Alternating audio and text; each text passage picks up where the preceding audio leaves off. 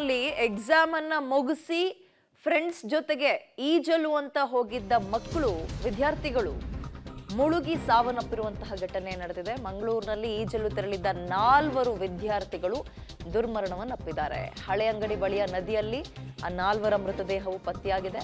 Exam ಮುಗಿಸಿ ಈಜಲು ಹೋಗಿದ್ದ 4 ಮುಳುಗಿ ಸಾವನ್ನಪ್ಪಿರೋ ಶಂಕೆ ವ್ಯಕ್ತವಾಗ್ತಾ ಇದೆ. ಯಶ್ವಿತ್, ಚಂದ್ರಕಾಂತ್, ನಿರೂಪ್, ಅನ್ವಿತ್, ರಾಘವೇಂದ್ರ ಸಾವನ್ನಪ್ಪಿದ್ದಾರೆ.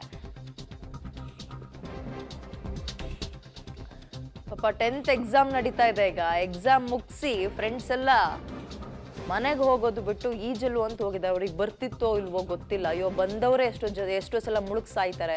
ಈ ಮಕ್ಕಳು ಮನೆಯಲ್ಲೂ ಹೇಳಿಲ್ಲ, ಹಾಗೆ ಹೋಗಿದ್ದಾರೆ ಫ್ರೆಂಡ್ಸ್ ಸಮೇತ.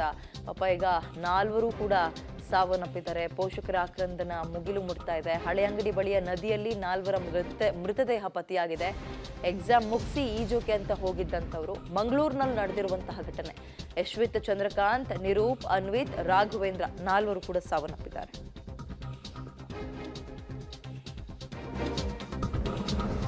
ಬೀದರ್ನಲ್ಲಿ ಒಂದು ಭೀಕರ ರಸ್ತೆ ಅಪಘಾತ ಉಂಟಾಗಿ 4 ಸ್ಪಾಟ್ ಡೆತ್ ಆಗಿದ್ದಾರೆ. ಇದಕ್ಕೆ ಸಂಬಂಧಪಟ್ಟಂತೆ ಡೀಟೇಲ್ಸ್ ನೋಡ್ತಾ ಹೋಗೋಣ.